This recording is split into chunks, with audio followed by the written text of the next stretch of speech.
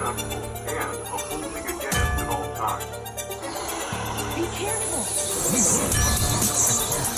Government officials insist that this is isolated and significant of the packet of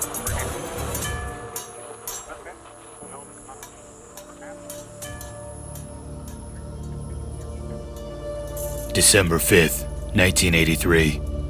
Southend Hospital in Essex was a block of concrete and fluorescent hum, trying to keep the dark at bay.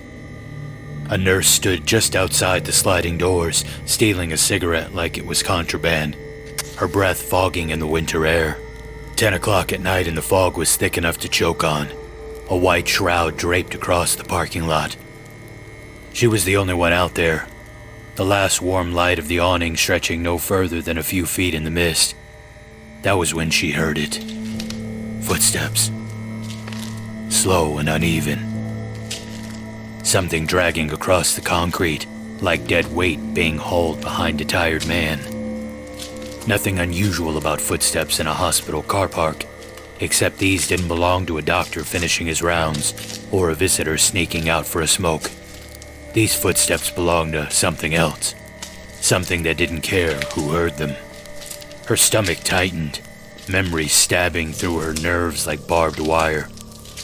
The previous year, another nurse, another night, a man rising out of the dark like a nightmare with hands. She had been attacked, brutalized, left screaming in the shadows. The story had lingered in the halls, whispered between nurses, never spoken too loudly. Now the echo of those footsteps pressed on her chest like a hand. She lifted the cigarette to her lips, but her fingers shook. The footsteps grew louder, closer. She crushed the smoke out under her shoe, every instinct screaming to get back inside. She turned to glance at the corridor, the warm, sterile light waiting for her, but then she saw him. A figure emerged from the fog.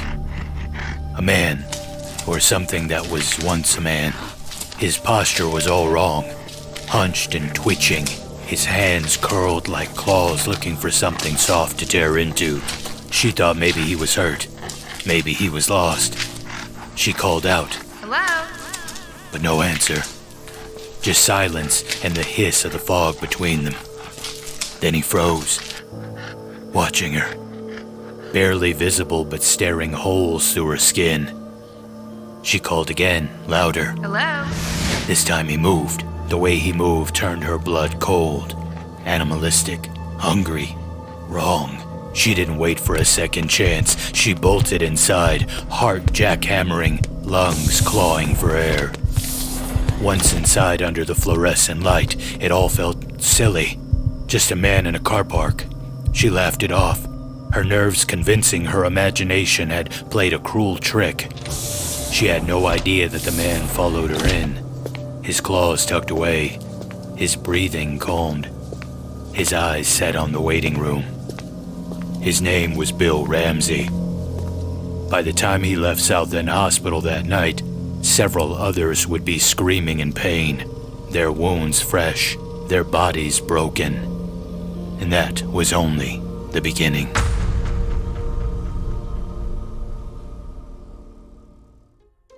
Ladies and gentlemen, welcome back to The Dancing Toaster. This is Pastor Nelly, and this is not only our 40th episode, but October 1st was also our 1-year anniversary here at the Dancing Toaster podcast. Wait a minute. Why you only got 40 episodes in a year? Ain't there like 52 weeks or something? Because he's a slacker. Dr. Wright, shut up. Vinny, I missed a week or two in there, but I also released a ton of episodes from the sideshow. If you ask me, this whole thing is one big sideshow. Maybe the 40th episode will be the one you retire, Dr. Wright, forcefully. Sorry. I didn't know that was in your vocabulary. Hey. Anyways, the main show has 40 episodes as of today, and the second show, called The Man-Eating Toaster, has about 7 episodes, I think. I'm currently working on a huge man-eating toaster project, but it doesn't fit the whole October vibe, so I'll probably release it next month. That gives me time to decide if it'll be a 1-parter or a 2-parter. Today we're going back to England, not for any reason in particular other than I wanted to cover a famous werewolf story to kick off spooky season, but before we do that, it's time that I issue some thank yous. I want to thank you to everyone who has left a review for the show. We got over 70 on Spotify now. I'm annoyed it dropped to 4.8 instead of 5. Maybe the Charlie episode ticked off some lefties, but don't care, worth it. And we're almost up to 60 reviews on Apple Podcasts, 5 out of 5 stars. Thank you guys so much. Let's try and get both of those up to 100 reviews by the end of the year. That would be awesome. I know we can do it because I know more of you are listening to the show. Let's also see if we can't get that 4.8 back up to 5. We also gotta thank the Toasties. These are my patrons over on Patreon. Thank you for making this show possible. I love you guys. I'm so grateful for your support. If you want to join them in helping me to do what I do, $5 a month helps support my work, get you early access to content, you get ad-free listening, and you get access to exclusives, specifically a new show launching right around the corner, The Toaster Files.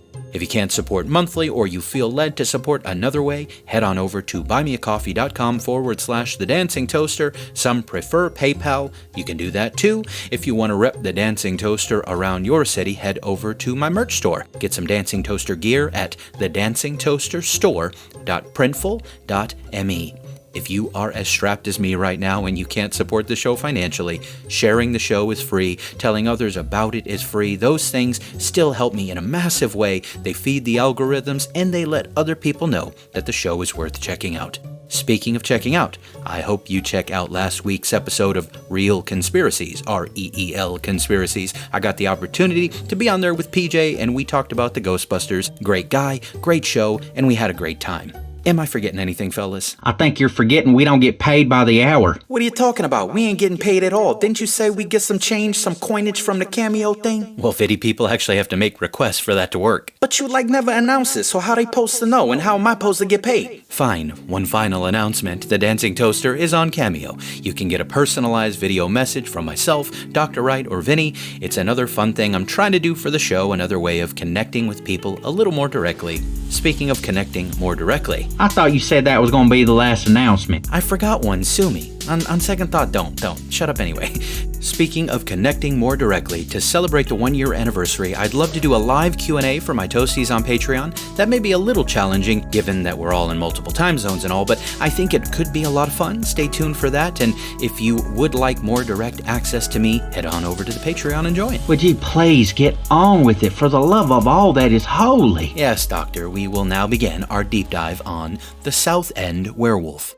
My listeners stateside may not know this about the Southend Werewolf, but almost everything we know about it comes filtered through our favorite/least favorite polarizing couple in paranormal history, Ed and Lorraine Warren. Media darlings for some, con artists to others, their fingerprints are all over this case, and for better or worse, their version of events has shaped how the world remembers this tale. Much of the story survives in the book they published alongside writer Robert David Chase. That text serves as the backbone of our tale, though there are a handful of old newspaper clippings, tracked down articles, and sifted through interviews with people who were actually there. As always, our goal is simple: separate fact from theater, eyewitness memory from embellishment, and see if we can catch a glimpse of what really happened in the fogs of Southend. What makes this story so unique is its alleged scale. We're not talking about a single night of terror or even a haunting that burned out after a few months. This saga stretched across 4 decades, a lifetime of encounters, arrests, hospital visits, and unexplained outbursts. Out of all the Warren cases I've studied, this one might just take the cake, at least on paper. It borders on the insane, as with all the tales I bring to you on this show, you'll hear it as it was told by those who swore they lived it. But I won't just hand you the legend unexamined. The guys will help me look at alternative explanations, conflicting reports, and the possibility that the truth is stranger and perhaps darker than either believers or skeptics want to admit.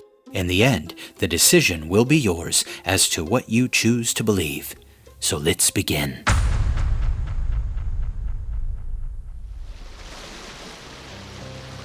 Southend-on-Sea. The name doesn't exactly scream werewolf country. It's a postcard town where Londoners came to trade smog for sea air, concrete for sand, at least for the weekend. An hour on the train and you could find yourself staring out at the Thames estuary where the river spills its guts into the sea. It was the sort of place built for candy floss, amusement arcades, and fish wrapped in greasy paper. Families came here to forget themselves for a while, not to get haunted by nightmares with teeth. Back then, Southend had muscle. A working-class town, 160,000 strong. It wore its grit on its sleeve, its pier stretching like a skeletal finger into the water, proud to be the longest in the world. A place that was ordinary to the bone, and that's what made it dangerous.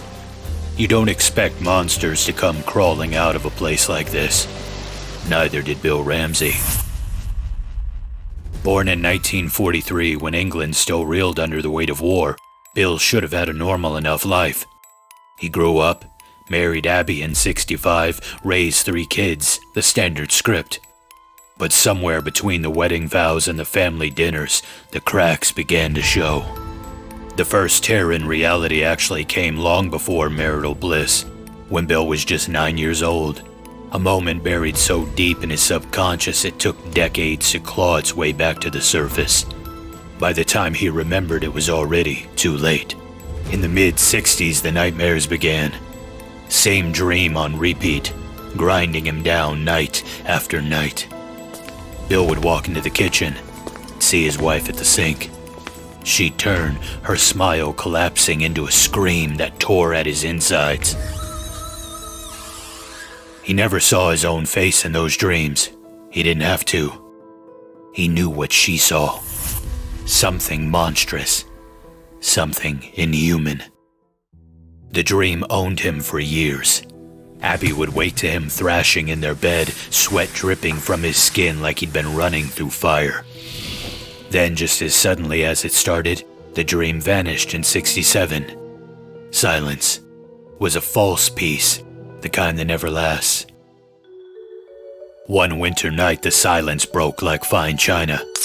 Bill woke to the sound of something low, guttural, alive in the darkness. He scanned the bedroom corners, his heart pounding, convinced something was waiting to pounce.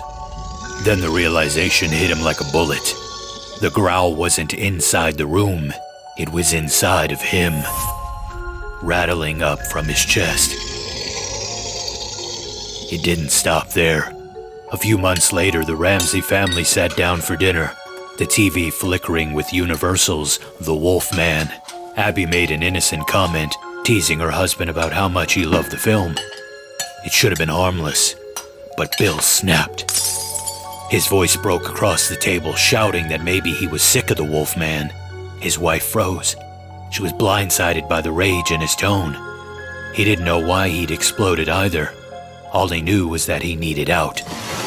He left the table. He stormed into the night, walking until his head was clear. That's when it came back. The memory he had buried since boyhood. The first incident. The first time the wolf showed its teeth. And sadly, it wouldn't be the last. It was Saturday afternoon in 1952. The kind childhood is supposed to be made of. Sunlight poured across the back garden, and 9-year-old Bill Ramsey should have been lost in the simple rhythm of play. Instead, the air turned against him. It hit like walking straight into a refrigerator after the summer heat. A cold wave that swallowed him whole. His small body shook, teeth rattling like glass about to crack. Then came the stench. Acrid. Sour. Wrong. The smell of rot or something crawling out of it, his stomach lurched. He thought he was going to vomit, but then, just as suddenly as it had come, it passed. The warmth returned, the smell faded. But something had shifted inside of him, like a gear clicking into place in a machine that had been waiting for years to turn. Bill drifted towards the fence, his eyes fixed on the direction of the sea, as if the tide itself was calling him. A thought clawed at his brain. He wanted out. Away from houses, away from people, away from eyes that might see what he really was. He imagined himself stealing a boat, cutting through the waves until land vanished behind him. Freedom. The kind of freedom only a wild animal understands. The images came sharp and fast. The Wolfman. He'd seen the movie and now he felt it under his skin. A boy who wasn't really a boy, but something else. Something with teeth. He saw himself as a wolf in his mind's eye, fur bristling, jaws snapping, blood on his breath. Then his mother's voice shattered the trance, a simple call to come inside, a small command, but it split him wide open. Rage flooded him, white hot and blinding, fiercer than anything he'd ever felt. He stumbled against the fence post he'd been leaning on, caught himself, then grabbed it with both hands. He ripped it straight out of the ground. The wood tore free, earth trailing its roots, the wire fencing still clinging to it like veins on torn flesh. The 9-year-old boy swung it in the air like a war club, eyes wild, body vibrating with fury. Bill snarled and bit at the wire, his teeth sinking into metal, shredding his own hands and mouth without noticing the pain. His father rushed to pull him back, but Bill's small frame moved with impossible strength. His parents froze. Their child, their boy, was gone. In his place was something feral, lips peeled back in a growl that didn't belong in any child's throat. They locked themselves inside the house, staring through the glass at their son raging in the garden like a caged animal. But then, silence.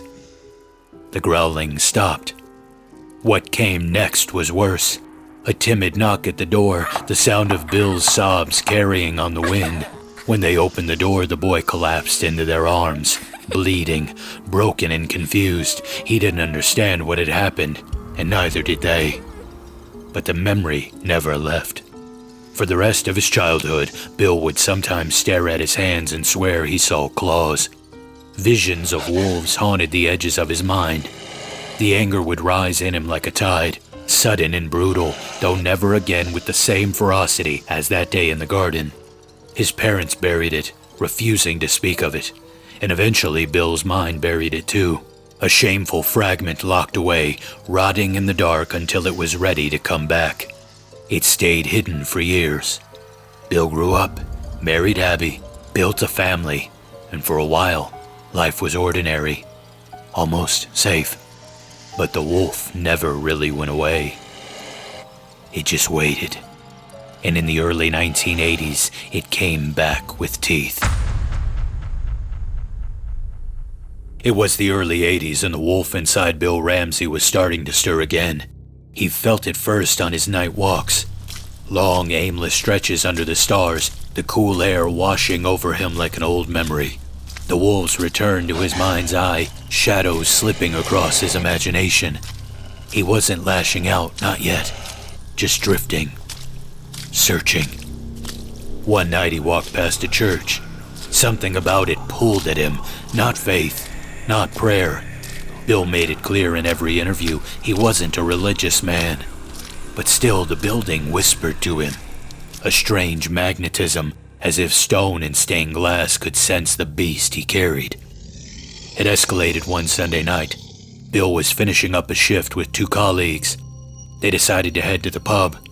Bill agreed. Normal, harmless. But before he reached the door, he felt it. That cold shiver flooding his body. It passed quickly, leaving nothing but unease behind. He ignored it. He drank with his friends, he laughed, kept it light. But then, while in the restroom, the mask cracked. He caught his reflection in the mirror, and for a split second, it wasn't his face looking back. It was a wolf. On the drive home, Bill sat in the back seat with another man while the sober one drove. That's when it happened. The urge hit him like a freight train, a violent hunger to attack the man next to him, a man who'd done nothing but share a pint. The cold crept through his veins, his chest rumbled, and before he could stop it, a growl tore loose from deep inside. His friends thought he was joking until the growl twisted into a shriek and Bill launched himself across the seat. Claws that weren't claws scratched at skin, teeth sank into flesh. His friend screamed as Bill bit into his leg, gnashing like an animal. The driver swerved, pulling over, both men struggling to pin Bill down. He fought them with a strength that wasn't his own until finally the rage began to burn out. His growls fell to silence. His body went limp. When they thought it was safe, they eased their grip. That's when Bill bolted. He flung the door open and ran into the dark, disappearing into the trees like a hunted thing. For a moment, he stood alone in the woods, breathing heavy, staring at his bloody hands. Shock, fear, the recognition that something inside him had finally broken through. His friends didn't leave him there. They coaxed him back into the car, all three men silent on the road home. That night, Abby woke to the sound of her husband growling in his sleep. His body twisted under the sheets, caught in some nightmare hunt. When he dreamed, he saw himself as the wolf, running from faceless hunters through the dark. Over breakfast, he told Abby everything, how insane it sounded, how terrified he was. He whispered the unthinkable, that he was turning into a wolf. She brushed it off, told him he was working too hard. He didn't slow down. For a year and a half, the beast slept. Abby never stopped watching him, but then the nightmares returned. One night she found him at the window, touching his face as if he no longer believed it was his. Tears streaked down his cheeks. By Christmas, Bill was working as a taxi driver. His wife begged him not to work that night, but he insisted. It was a choice he'd regret. Driving late through the fog, his chest seized. Pain cut through him, sharp and merciless. Cold sweat poured down his back. Convinced he was having a heart attack, he swerved straight to Southend Hospital. His vision blurred, his body trembling. He staggered out of the cab and toward the entrance. Nurses rushed him in. They put him in a bed. His breathing steadied, the pain eased. For a moment, it looked like the worst was past, but then the rumbling started. It began in his stomach, climbing his chest, crawling up into his throat. The nurses froze when he let out a sound no man should make. A roar, a primal howl that vibrated through the sterile hospital air. His hands curled into claws, his lips pulled back. He tried to rise, growling, eyes wild. One nurse approached, speaking softly, trying to calm him down. For a moment, it seemed to work. His shoulders lowered slightly. But then the wolf surged up again. Bill roared, lunged, and bit into her arm. Blood ran down her wrist as he clamped harder, refusing to let go. Nurses screamed, struggling to pull him off. A police officer in the waiting room burst in. He found chaos, furniture overturned, nurses crying out, and in the middle of it a man who wasn't a man, snarling like a rabid beast. The officer and another staff member tried to talk him down. Bill's answer was to throw a chair across the room and launch himself at the cop, snapping for flesh. It took both men to wrestle him into bed, the cop handcuffing him when the restraints strained to breaking. Finally, a doctor arrived, plunging a needle of antipsychotics into his arm. The drugs dropped him into a heavy silence. Bill would wake hours later with no memory. He was confused, dazed. He was told he had bitten someone, that he'd attacked police, that he was being transferred to Runwell, the local mental hospital.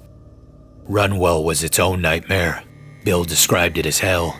Screams down the hallways, patients' faces warped in his drugged perception, light that made everything dirty. He half remembered biting someone, but the details slipped like shadows. Shame settled in. Fear of what his neighbors would say, fear of what he himself was becoming. The doctors asked if this had ever happened before. Bill told them about the wolf. The dreams, the rage, the times he thought his hands weren't hands anymore. The doctor told him he should stay. No charges were pressed. They could help him, but Bill refused. Hours later, he just walked out. Meanwhile, across the Atlantic, another thread was unraveling. In Connecticut, Lorraine Warren opened an envelope. Another book, another gift from someone in the paranormal world. This one was about werewolves. She felt drawn to it. She didn't know why. Within 2 days, she and Ed were on a plane to England. They weren't coming for Bill, not yet, but their paths were about to collide. The weeks after the attack were strange for Bill Ramsey. On the surface, life slid back into place. His family welcomed him home with open arms, pretending everything was fine, like the blood and growls were just a bad dream. But outside the walls, things were different. Conversation stopped when he entered the room. Friends averted their gaze a little too quickly. Whispers trailed like cigarette smoke in a damp alley. He could feel it. People didn't know whether to pity him or fear him. Then came late January 1984, just a month later. Bill was behind the wheel again, another quiet drive through Southend. But then it began. The familiar chill crawled through his veins, his jaw locked tight. The wolf crept back into his head, filling every corner of his mind. Rage followed, fast and merciless, but this time Bill recognized the signs. He didn't want another stranger to bleed for whatever lived inside of him. He swung the car toward the hospital, pushing the engine like he was outrunning himself.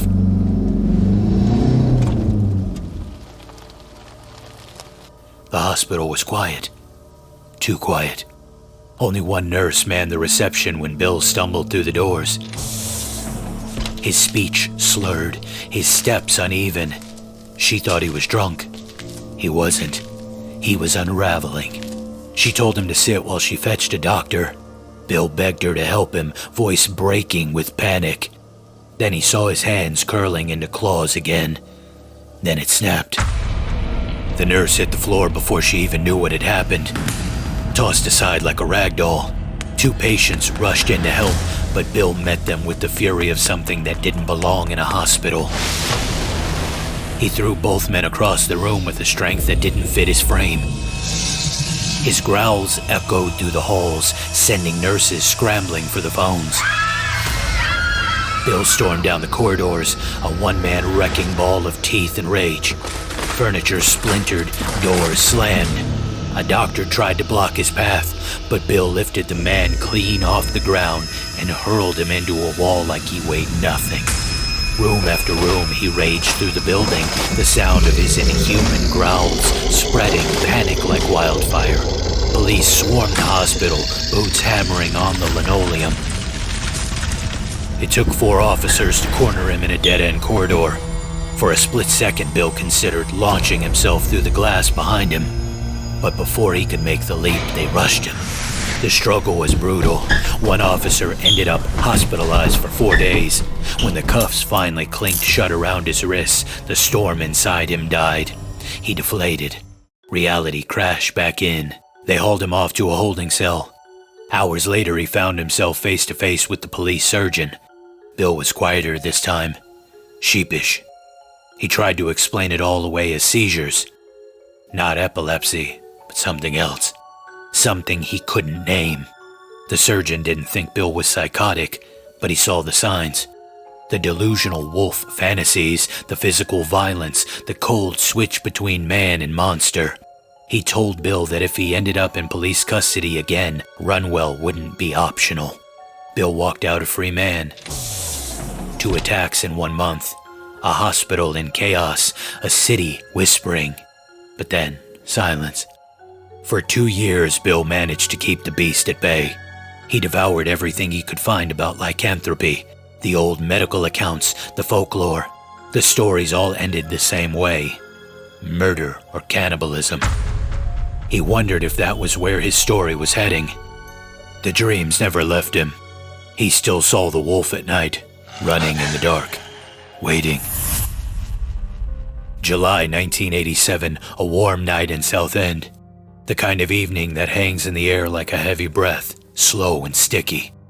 Bill Ramsey sat alone at the White Horse pub a couple of beers deep. Outside, a work van waited for him in the streetlight glow. Inside his head, something strange was stirring. Out of nowhere, a thought slithered in. A bizarre idea that didn't belong to a quiet night out. Down by the seafront, a 19-year-old prostitute named Lauren was working her corner. She noticed the van moving slow, shadowing her. Not too close, just close enough. Predators know how to keep pace. The headlights crawled behind her as she quickened her step, but then the van surged forward and stopped just ahead of her. Lauren approached, nervous but curious. Behind the wheel sat Bill Ramsey. He wasn't leering like most men. He seemed shy, sheepish even. That made her drop her guard. She accepted his offer for a ride, a small mistake that would end up written in police reports. As the van rolled through the night, Bill's silence grew heavy. Lauren tried to break it, asked if he was okay. He ignored her. She told him she wanted to get out. That's when he finally spoke. He said he was placing her under citizen's arrest, that she was too young to be on the streets, and he was taking her to the police. Even decades later, nobody could pin down what was happening in Bill's head that night. Some say he'd planned to arrest her from the start. Bill claimed it was a snap decision, something that didn't make sense even to him. Maybe he was trying to protect her, or maybe he was trying to protect her from himself. Either way, he drove her straight to the police station. The moment the van stopped, Lauren bolted. She sprinted into the station, terrified. The van door swung open, left gaping like a wound. Bill sat in the driver's seat alone, silent. Then the cold came. It started deep, crawling through his body like ice water through old pipes. The wolf returned. Clawing at his mind, outside Officer Terry Fisher walked toward the van, 25 years on the force, a big man, a veteran. He handled drunks, fights, and worse. He wasn't ready for Bill Ramsey, though. The kennels nearby erupted in barking, a sudden chorus that seemed to puncture the night. Fisher approached slowly, saw the glassy eyes, smelled the alcohol. He tried to guide Bill toward the station. That's when he heard it. A low, guttural growl, not from the dogs, from the man standing in front of him. Bill lunged. He hit Fisher with the kind of force that doesn't belong to a man of his size. Nails raked skin, teeth snapped. Fisher fought back, but nothing he did made a dent. Bill's face twisted, lips curling to reveal his teeth as he snarled. Several officers rushed in, but by then, Bill had his hands around Fisher's throat, choking the life out of him. Fisher's vision started to tunnel. He thought this was it. Then Bill's voice cut through the chaos. A scream over and over. When the devil's in me, I'm strong. When the devil's in me, I'm strong. It took a dozen officers to finally bring him down. They swarmed him like a pack, but he fought with animal fury. Sedatives finally did what sheer manpower could not. In the station cells, even sedated, Bill was still dangerous. Officers reported him snapping and clawing at anyone who came near. 2 hours later, he woke up, back in Runwell. Officer Terry Fisher retired early, a decorated man undone not by criminals, but by something he couldn't name. He said he couldn't even look at Bill again. Nightmares haunted him for years. Bill was committed under the Mental Health Act. Runwell again. 28 days maximum. He lasted 10. Tests came back clean. No psychosis, no brain tumor, no neurological glitch. Aside from a note about drinking, the doctors called him sane. This time the story didn't stay in the shadows, though. It hit the front page of the Sun. Werewolf attack. The tabloids smelled blood. They hounded him. Neighbors whispered louder. Bill became a ghost in his own town. A man living under the weight of a legend he didn't want. And legends have a way of traveling.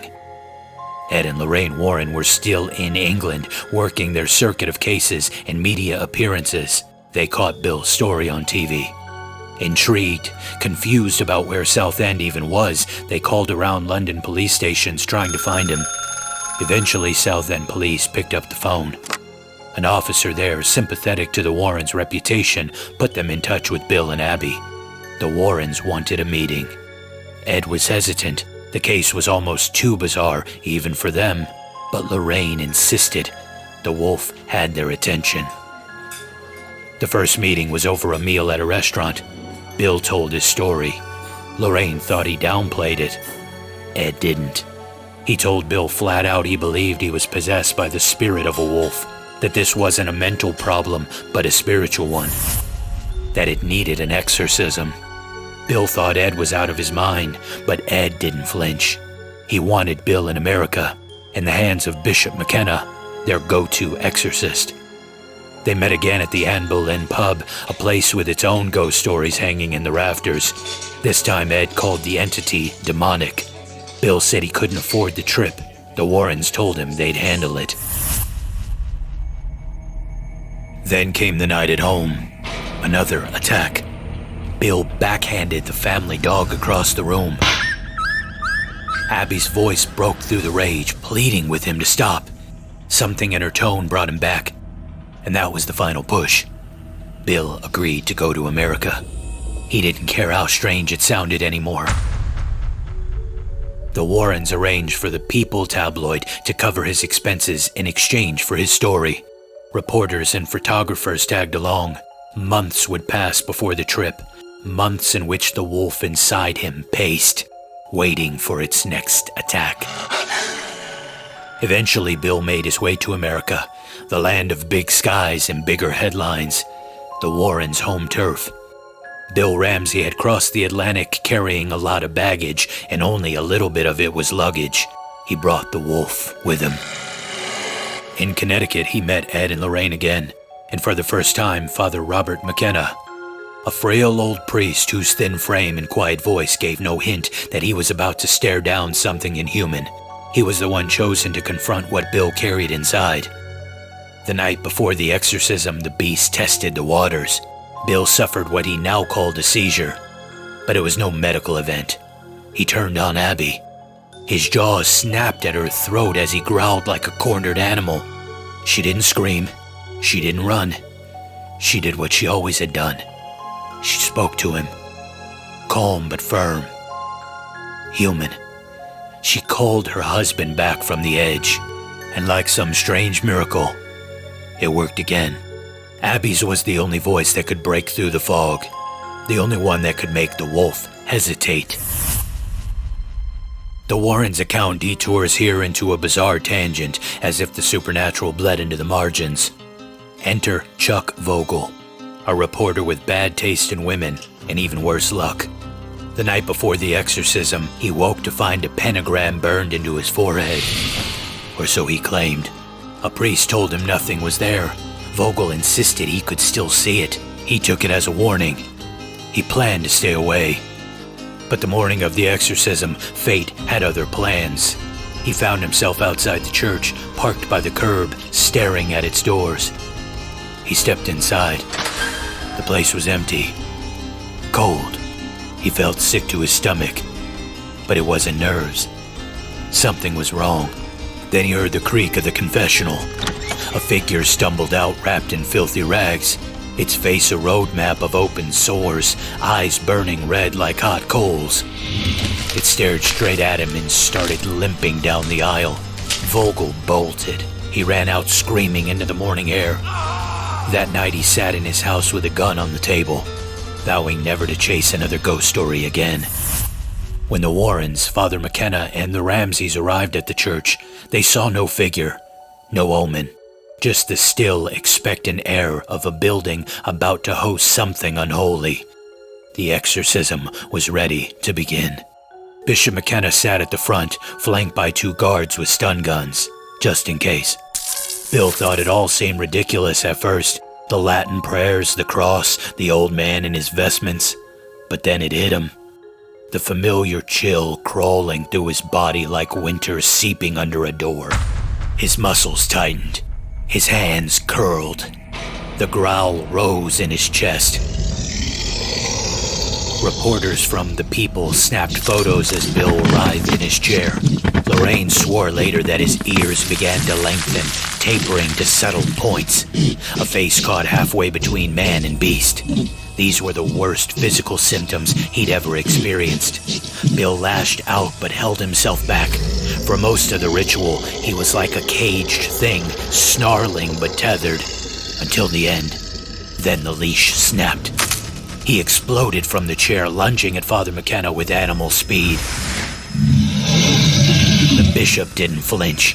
He raised his cross, words of Latin rolling out like gunfire in the still air. The sound hit Bill like a wall. His body convulsed, strength draining from him. He staggered back to the chair, thrashing, his breath coming in ragged growls. And then he felt it. Something was leaving him. He described it like a purge, a sickness being burned out of his veins. Then he blacked out. He came to, and he blacked out again. And in one final flash of rage, he lunged once more.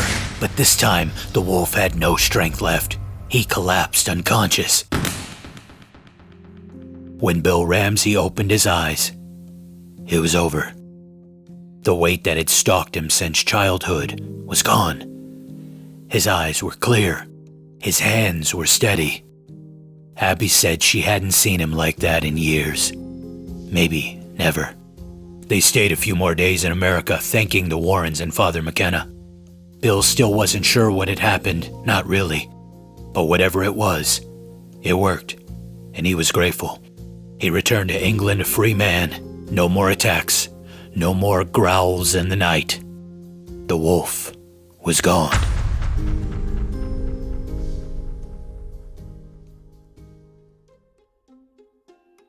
Alright, so here we go. What actually happened in Southend? The version from our extended story today reflects the account as told by Ed and Lorraine Warren in the book co-written with Robert David Chase and published just a couple years after Bill's exorcism. Their involvement immediately draws scrutiny, and rightfully so. By the late 1980s, Ed and Lorraine Warren were no longer obscure paranormal investigators. They were controversial public figures with a long list of sensational cases behind them. Wherever they appeared, skepticism inevitably followed. As with many of the Warrens' cases, their account of Bill's life contained significant differences, embellishments, contradictions, and questionable claims. For all the dramatic claims about press intrusion and widespread notoriety, contemporary local memory and media coverage don't reflect the kind of frenzy one might expect from such a sensational story. People who lived in Southend at the time often have no recollection of the story at all. The only widely accessible media coverage came later through television. The story found a second life through TV in 1992. The story of Bill Ramsey, the so-called Southend Werewolf, was featured on the American paranormal documentary series Sightings. This program, which aired in the early 1990s, specialized in investigating alleged supernatural and unexplained phenomena. Each episode typically blended interviews, archival material, and dramatic reenactments, and it gained a large audience during the height of the paranormal media boom. The Sightings segment marked one of the first times that Bill's story was presented to an international television audience outside of print media. Importantly, the show's producers secured on-camera interviews with Bill Ramsey himself, allowing viewers to hear his experiences in his own words rather than being filtered through the Warrens' narrative. He spoke about the strange sensations that preceded his violent episodes, his confusion about what was happening to him, and his experiences surrounding the exorcism in America. Even more crucially, Sightings also interviewed several of the police officers who had responded to the July 1987 incident, including those involved in subduing Bill after he attacked Officer Terry Fisher outside the Southend police station. These officers described the events in straightforward manner, emphasizing Bill's unusual physical strength, his aggression, his animalistic behavior, and his repeated claims about the devil being inside of him.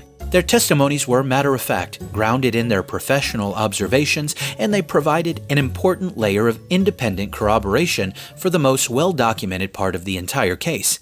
Years later, in the early 2000s, the story was revisited by the British investigative paranormal series Jane Goldman Investigates, hosted by writer and television personality Jane Goldman. This series had a more contemporary tone and often took a skeptical but curious approach to alleged paranormal phenomena. In their episode, the production team once again managed to interview Bill Ramsey himself, who by that time was older and reflecting on the events with some distance. His demeanor in these interviews was striking. He didn't come across as someone seeking notoriety or embellishing details for effect. If anything, he seemed reluctant to sensationalize what had happened, sticking to what he remembered and acknowledging the gaps in his own memory. Jane Goldman Investigates also spoke to police personnel connected to the '87 attack echoing the same key details given a decade earlier. Wait a minute. So I don't get it. Ain't all this backing up the Warrens' account? 10 years apart and the stories line up? Sounds like the case is closed to me. Not quite, Vinny. What it backs up is that one major event really happened, the July 87 police station incident. That's rock solid. Multiple officers told the same story years apart. Ramsey attacked Officer Terry Fisher outside Southend Station, displayed unusual strength, shouted about the devil being inside him, and was eventually sedated after forcing himself through the cell hatch. That's documented. But the rest of it, well, that's where the cracks show up. Very true. The consistency between interviews given 10 years apart by both Bill and the officers establishes that single violent encounter as genuine and verifiable.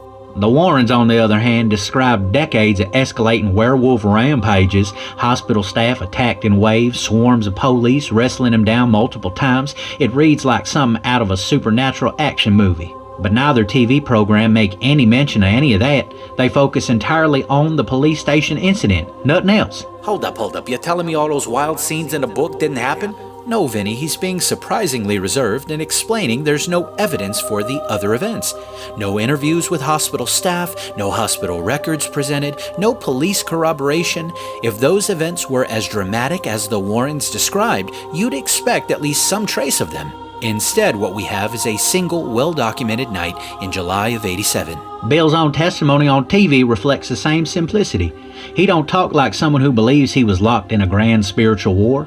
He remembers the cold sensations, he remembers the wolf imagery in his head, he remembers attacking Fisher, but beyond that, he admits large portions of his memory are blank. Yeah, but come on, just because he don't remember every little thing doesn't mean it didn't happen. We're talking about a guy who claimed he blacked out during these episodes. If he really was taken over by something demonic or otherwise, why would he remember? If anything, those blank spots make it more suspicious, like something else was driving the wheel. Vanny, memory gaps don't prove anything supernatural. People black out during seizures, disassociation, or panic episodes all the time. That's not demonic, that's neurological. But here's the real kicker. If all those extra rampages the Warrens talk about actually happened, there'd be witnesses that didn't black out to corroborate this stuff. Doctors, nurses, other cops, other hospital staff. Shoot, someone would have documented something.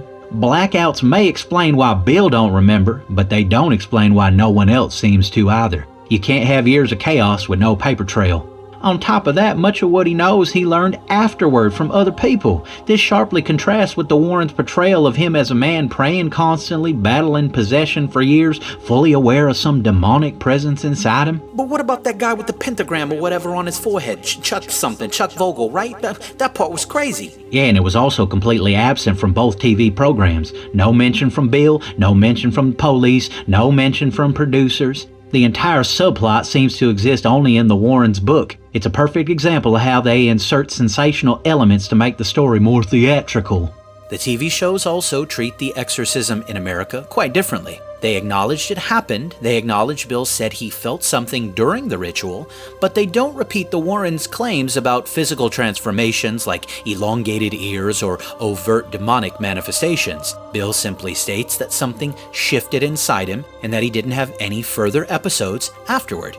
You don't get the sense that the TV program set out to try to debunk the Warrens, they just don't back up their more extreme claims. They give us a leaner, verifiable story, and when you line up the versions side by side, the differences reshape everything. So what you're saying is we got the bark but no bite? Exactly. TV stuck to Bill Ramsey. The Warrens turned it into a full-blown horror flick. The televised investigations are invaluable because they provide first-hand testimony from the people who are actually there, outside of the Warrens' sensational framing. They offer the most reliable version of events we have, one that centers on a single night of inexplicable violence rather than decades of demonic drama. This is what we can confirm from Bill and multiple witnesses, many of whom were law enforcement. Bill Ramsey, of course, was a real person, and in July of '87, he did indeed arrive at Southend Police Station with a 19-year-old prostitute in his van. She fled into the station for help, visibly shaken. Officer Terry Fisher did go outside to speak with Bill, and Bill did violently attack him. Multiple officers later describe Ramsey's aggression as uncontrollable and unusually powerful, with Fisher, a significantly larger and more experienced officer, being tossed around like a rag doll. They also confirmed that Bill shouted repeatedly about the devil being inside him during the attack. See, that's what I'm saying right there. Multiple cops dealing with a guy shouting about the devil while tossing around a seasoned officer like a chew toy. You don't just fake that stuff. That's not some bar fight gone wrong. That's next level stuff. Or it's exactly what it looks like, a violent outburst from a guy who just left a bar and is now in an alcohol-induced altered state. People shout all sorts of things when they're drunk, Vinny, or during psychotic breaks or panic episodes. Screaming the devil's inside of me ain't evidence of actual possession, Vinny. It's evidence of what he believed in that moment. And as for the strength, well, alcohol and adrenaline make an ordinary man do extraordinary things. It ain't supernatural. It's liquid courage meets biology under pressure. Yeah, but come on, you gotta admit it's a pretty wild coincidence that a guy who's been having wolf dreams since his childhood suddenly goes full beast mode at the police station and starts screaming about the devil in him. Coincidences happen all the time, Vincent. That's why we call them coincidences. And one intense night don't magically turn a man into a werewolf. We're getting ahead of ourselves. Let's confirm some more of the details. Once subdued and placed in a holding cell, Ramsey forced his head and arm through the small food hatch in the cell door, thrashing at anyone who approached. Officers stated that they had never seen anyone manage to do this before. They administered multiple sedatives, shocked when the first injection didn't knock him out. The fire brigade was eventually called to soap him free from the hatch after he was knocked out. Ramsey was transferred to Runwell Hospital the following morning. Officer Fisher later took early retirement, citing the trauma of the encounter as a major factor. It's here that the line between fact and legend starts to sharpen. Everything up to this point is supported by multiple witnesses, police reports, and Bill's own later recollections.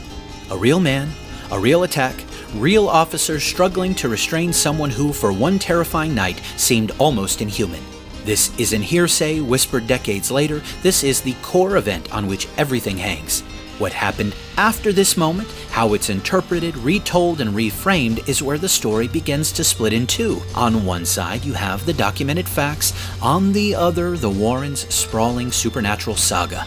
Before we follow that thread across the Atlantic to the exorcism that would make Bill Ramsey infamous, we need to examine how the story grew from this single night into a full-blown legend.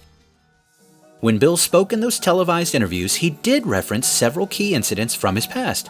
He talked about the fence post episode when he was 9, where a sudden surge of rage drove him to rip a wooden post out of the ground and gnaw on the wire fencing like a wild beast. He mentioned the strange, violent episodes he experienced as an adult, the sudden chills, the wolf imagery in his mind, and the overwhelming aggression he felt. He even acknowledged biting a nurse during a hospital visit. But that's where the overlap between Bill's account and the Warrens' narrative mostly ends.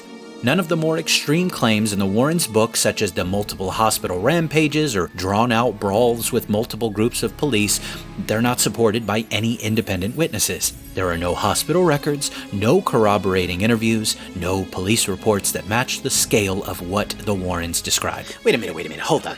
Just because nobody else talked about it doesn't mean it didn't happen. Hospitals cover stuff up all the time, and if this guy really was tearing through the hallways like a beast, maybe the staff didn't want to end up on the 6 o'clock news. Vinny, if someone went on multiple rampages in public hospitals, assaulting staff and fighting off entire groups of police, there would be a trail, my man. Paperwork, witness statements, press coverage, something. You can't keep something like that under wraps for decades, especially not in England in the 80s. This wasn't some government black site, it's the NHS. Yeah, but the guy clearly was violent. He admitted to biting a nurse. Who's to say that wasn't just one part of a bigger story? Biting a nurse during one incident is a far cry from the supernatural brawl the Warrens described. That's the problem here. Bill's own testimony is intense but believable. The Warrens' version turns into a demon-fueled trilogy getting ready for the Conjuring 7 when nobody else backs up those bigger moments. It's pretty clear what happened. They took a handful of real events and they inflated them to fit their usual MO. And on this show, we're more than aware that this kind of inflation wasn't unusual for Ed and Lorraine Warren.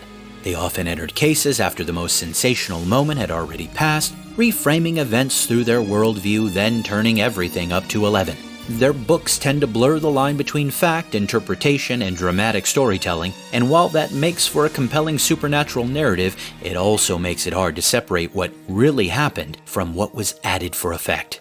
In what appears to be his final interview in 2004, Bill Ramsey openly admitted that he barely remembered many of the events tied to his so-called wolf episodes.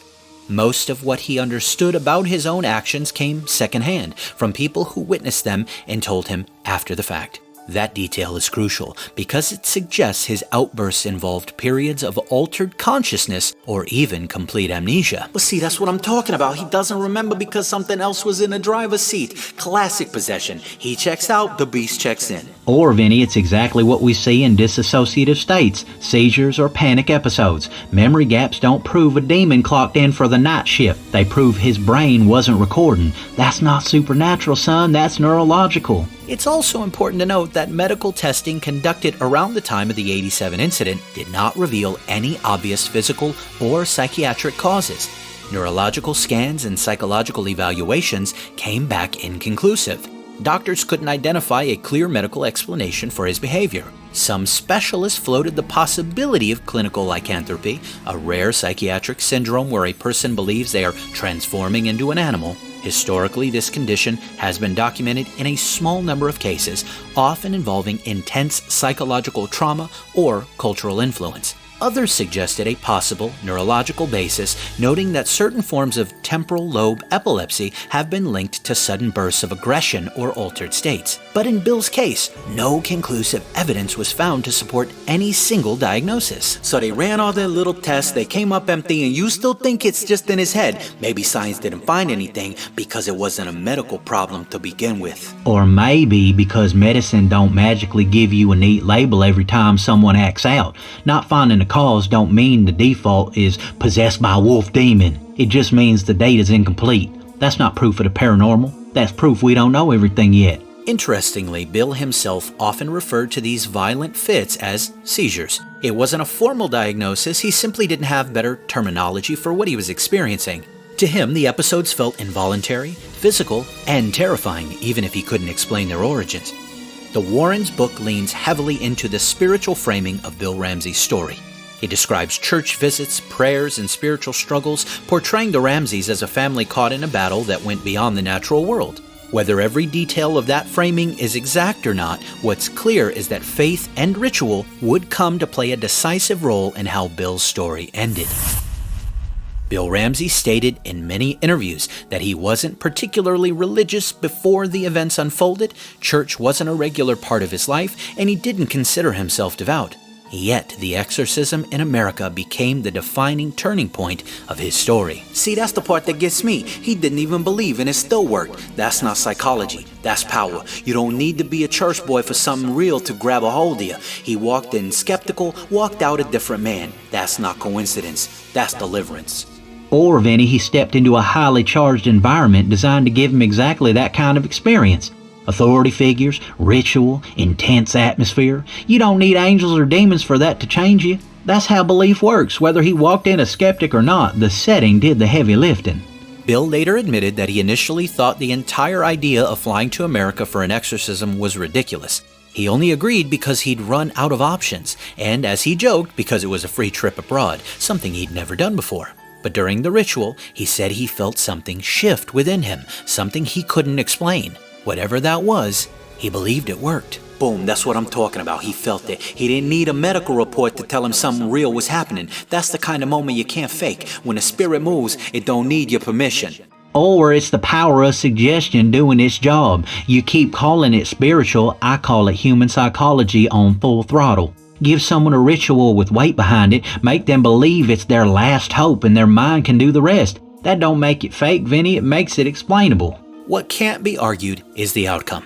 After that exorcism, Bill says he never experienced another violent episode again. Whether that change came through spiritual deliverance, psychological release, or both, he believed the ritual brought him lasting peace. He was changed. In his later interviews, Bill didn't seem like someone chasing the spotlight. If anything, he appeared uncomfortable with the attention, offering his story plainly without theatrical, Warren-like embellishment. His demeanor, combined with police corroboration of the 87 attack, suggests a man who endured something deeply unsettling, found relief through a spiritual act, and simply got on with his life. Unlike many of the Warrens' headline-grabbing cases, this one quietly faded into the background. There was no haunted house to return to, no cursed object to lock away in their weird museum. A werewolf exorcism didn't fit neatly into their usual framework, but the impact on Bill was undeniable. Look, you don't have to believe in demons to acknowledge results. If that ritual gave him peace, good. But let's not confuse psychological healing with supernatural proof. And that's where you're blind, Doc. You want to reduce everything to brain chemistry because it makes you feel safe. But sometimes the simplest explanation is that there really was something dark inside of him and it got kicked out. Bill Ramsey never literally transformed into a wolf, but something happened, something profound enough to alter the course of his life. Whether you see that moment in the American church as divine intervention, psychological catharsis, or some blend of the two, the fact remains, after that night, the violence ended. And that's the enduring mystery of the Southend Werewolf. Was it truly spiritual deliverance or a moment where ritual and belief met a man on the brink? All right, so what do you think? You've been awful quiet letting me and Doc go at it. Well, here's my 2 cents, Vinny. After digging through the interviews, the book, the police accounts, and decades of retellings, I find myself torn between 2 explanations: clinical lycanthropy and demonic possession. Both frameworks have compelling elements to me, and both have serious limitations. On one hand, there's clinical lycanthropy, a documented but extremely rare psychiatric condition in which a person genuinely believes they are transforming into an animal. It has appeared sporadically in medical literature for centuries, often tied to intense psychological distress, cultural symbolism, and/or neurological issues. In Bill's case, the wolf imagery stretching back to childhood, the blackouts in his own description of these events as seizures point towards something happening internally. There's also the lack of corroboration for many of the more sensational claims. Neurological explanations like temporal lobe epilepsy could potentially account for sudden bursts of aggression and altered consciousness, even if medical testing at the time didn't confirm it. But lycanthropy as a diagnosis doesn't fully explain the spiritual dimension of what followed. It's a clinical label for the symptoms, but not a full picture of the man's story. Crucially, it doesn't explain why a single ritual, the exorcism, completely ended the violent episodes for Bill. Placebo or not, the timing is hard for me to ignore. Which leads to the demonic possession interpretation, which fits closely with how the Warrens framed the case. From this perspective, the wolf imagery, violent episodes, and especially Bill's repeated shouts about the devil being inside of him are seen as manifestations of a spiritual oppression. Biblically, demonic possession is depicted as producing sudden strength, violent outbursts, and altered states. Mark 5 tells us of a man possessed by a legion of demons who broke chains, lived among tombs, and exhibited superhuman strength, details that echo, in a much smaller way, what officers described in a police station in 1987. Luke 4 records Jesus casting out a demon that threw a man to the ground in convulsions, another case where spiritual oppression manifested physically. It's also worth noting in Scripture, possession isn't dependent upon a person's religiosity. The affected man in Mark 5 wasn't seeking God, he was overtaken. Bill not being religious doesn't disqualify a spiritual explanation. If anything, it fits the biblical pattern of oppression being uninvited but very real. And the fact that Christian exorcism brought about permanent relief carries a significant weight. In Mark 9, Jesus rebukes an unclean spirit that had caused seizures since childhood. It's not a stretch to see how believers might interpret Bill's case through that lens. Still, there are problems with the possession narrative as well. Much of the story comes through the Warrens, who were known to embellish. Some of the more sensational claims lack evidence, and unlike biblical cases, Bill wasn't recorded displaying overt supernatural phenomena beyond the unusual strength and violent behavior. So where does that leave us? On one hand, lycanthropy provides a medical and psychological framework that fits the symptoms but can't explain the resolution. On the other, possession provides a spiritual framework that matches some biblical patterns but relies on contested claims and subjective experience. Personally, I can't say with certainty that Bill Ramsey was possessed by a demon. I also can't say lycanthropy alone explains everything. The reality may be somewhere in the murky intersection of the spiritual and the psychological. Scripture recognizes that human affliction isn't always neat or purely physical. Jesus often distinguished between illness and demonic activity, but sometimes the symptoms look the same or were intertwined. Whether this was a rare psychiatric condition, a genuine case of demonic possession, or some mysterious combination of both, one thing is clear. After that night in America, the wolf was gone. All right. I, for one, am with you on the demon stuff here, but I got one more question. Sure, Vinny, what's up? If this was a demon, what's up with all the wolf stuff? I mean, why wolves? If it's just possession, wouldn't you expect like creepy voices, spinning heads, not howling at the moon like Bill Ramsey? Actually, Vinny, your question hits on something interesting. In the Hebrew Bible and the wider ancient Near Eastern worldview, evil spirits were often described using animalistic imagery, and sometimes specifically dog or wolf-like terms. In passages like Psalm 22:16, David cries, "Dogs surround me, a pack of evildoers encircle me." The imagery here isn't about literal strays nipping at his heels. Dogs were a common metaphor for violent, ravenous enemies, sometimes even linked to spiritual oppression. Similarly, in Isaiah 56, Israel's corrupt leaders are compared to silent watchdogs and greedy dogs that never have enough.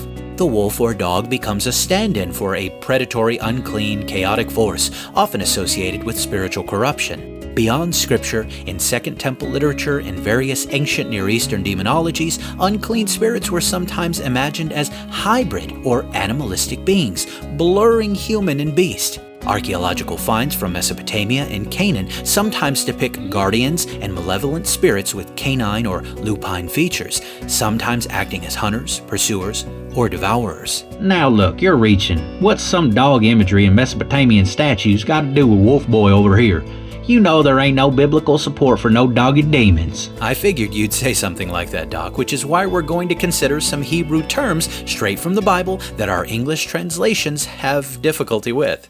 In the Hebrew Bible, there are several terms that English translators have traditionally rendered as jackals, hyenas, or other desert scavengers. But in many cases, when you examine the context more closely, the words used don't simply refer to animals. They refer to supernatural wilderness beings, malevolent spirits associated with desolation, chaos, and the domain outside God's ordered space. Take the word Iyim, for example. It appears in texts like Isaiah 13 and Isaiah 34, passages describing judgment on Babylon and Edom. Most English Bibles translate Iyim as wild animals or jackals, but in the ancient Near Eastern mindset, these terms evoked desert spirits. In Isaiah 34:14, we read of Iyim alongside of goat demons and Lilith, and other strange figures gathered in ruined places. The scene isn't just describing wildlife moving into abandoned cities. It's describing spiritual beings inhabiting cursed, abandoned regions, domains outside human settlement where chaos and uncleanness reign. Iyim, Tanim, and other related Hebrew terms weren't simply labels for animals. In many contexts, they described the presence of sinister spirits, malevolent beings believed to inhabit desolate, forsaken places. Speaking of Tanim, it's often translated jackals, Psalm 44, Isaiah 13, but it can also be connected to Tanin, a term used for sea monsters or chaos creatures, Genesis 1, Exodus 7, Isaiah 27. These words overlap semantically, sometimes referring to literal animals, sometimes to mythic or spiritual beasts, and sometimes to both simultaneously. So when the prophets talked about jackals moving into the ruins, they weren't just talking about mangy dogs, they meant evil spirits setting up shop? Exactly, Vinny. The wilderness and ruins were seen as the habitats of unclean spirits, outside the boundaries of God's cultivated order. These beings were often described with canine or lupine language not because they were literally animals, but because wild dogs and jackals represented chaos, death, and spiritual uncleanness to the Hebrew mind. Or the language was just poetic. Hyenas, wolves, jackals, they're all just scavengers. You abandon a city, those are the first things that are going to move in. Over time, people layered spiritual meaning on top of natural imagery. Well, that's the tension, Doc. The same words can hold both literal and spiritual meaning simultaneously, especially in prophetic literature. From a biblical, theological perspective, the wolf-like or canine imagery tied to Bill Ramsey's experiences could reflect more than random symbolism. If a malevolent spirit was involved, its wolfish manifestations might echo the very kind of wilderness-dwelling, scavenger-like beings that Scripture associates with spiritual desolation and judgment. So maybe it wasn't just a wolf, maybe it was one of those wilderness things, the kind Isaiah was saying was crawling around abandoned cities. That's one way to look at it. In the biblical worldview, wolves, jackals, hyenas weren't just predators. These terms evoked more than wild animals. They were emblems of hostile hostile spiritual forces that took up residence in regions marked by God's judgment, desolate places where His blessing and presence had been withdrawn. Ancient Israel viewed such wilderness ruins as the domain of malevolent powers, entities that moved into the empty spaces left in the wake of divine wrath. Far from being mere poetic imagery, these words conveyed a theological reality. After God laid a place to waste, the wilderness became a realm where demonic forces were believed to dwell, turning judged lands into spiritual wastelands.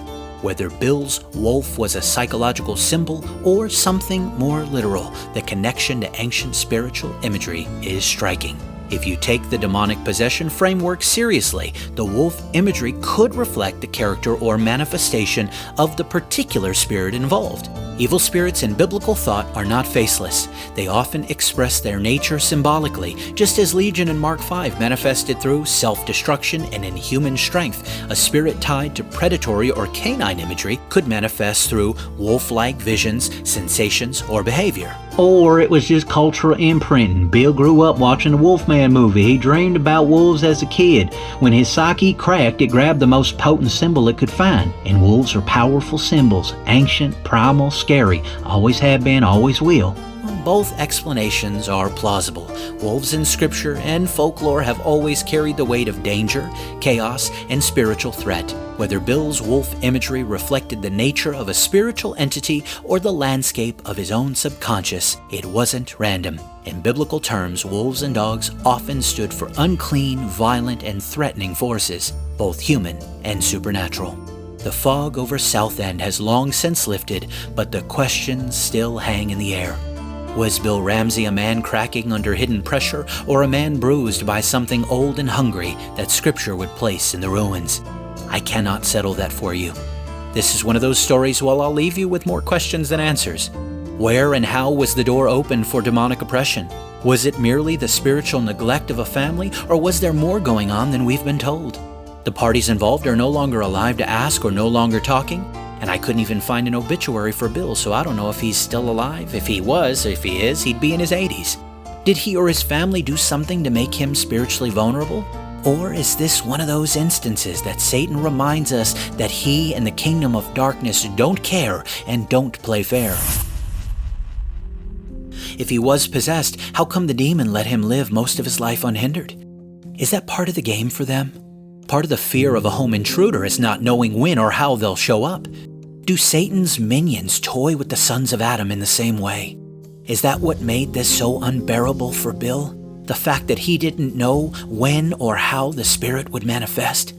That lurking uncertainty might have been the most terrifying part of his existence. Not the violence itself, but the ticking time bomb in his head, the waiting, the long stretches of normalcy that lulled him into believing the nightmare was over, only for the wolf to scratch at the door when he least expected it. That's what spiritual oppression sometimes looks like in Scripture. It doesn't always storm the gates. Sometimes it lingers in the shadows, patient, calculating, waiting for a crack to widen. In Mark 9, the boy possessed by a mute spirit wasn't constantly convulsing. His father described the attacks that came from childhood, but were intermittent, unpredictable, and often at moments of vulnerability. The enemy's cruelty isn't just in the attack. It's in the anticipation. It's in teaching a man to fear his own shadow, to dread the ticking clock between episodes. If Bill's experiences were truly demonic, it raises unsettling theological questions. Did the spirit lie dormant for decades, biding its time until spiritual neglect and psychological strain left the door ajar again? Or was it restrained, waiting for the right season to strike with maximum devastation? Scripture hints that unclean spirits can leave a person and later return with greater force if the house remains empty. Matthew 12. That image isn't just poetic. It's a chilling reminder that what's driven out must be replaced by something stronger, or the darkness returns with friends. Or perhaps this was never about a single decisive open door. Maybe this was the slow erosion of spiritual walls over time. A boy's fear left unaddressed, a man's heart left unguarded, a family's faith left idle. Evil doesn't always need a ritual invitation. Sometimes it just needs our neglect. I told you this one would leave you with more questions than answers, but I hope you enjoyed the ride either way. I have been Nelly, and this has been the 40th episode of The Dancing Toaster. If you found our tale interesting, share this episode. That's how people are going to find out about the show. Continue to share it, please, with your friends, with those who love history and the unexplained. If you want to help me continue to do these deep dives, join the Toasties on Patreon. Help me keep the lights on. Links for everything, as always, are in the show notes.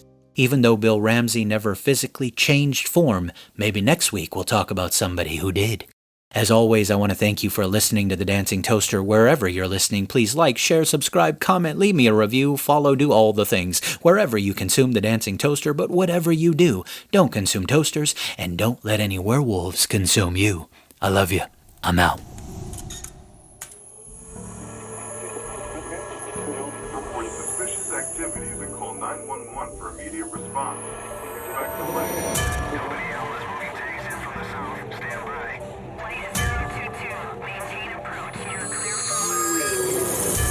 Traffic delays and restrictions.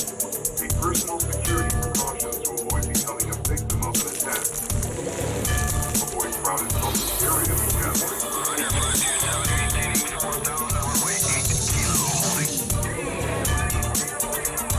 Not travel in areas affected by the attack or in a known area of elevated virus activity. Keep emergency supplies accessible and a holding a gas at all times. Be careful. Government officials have isolated incidents of attack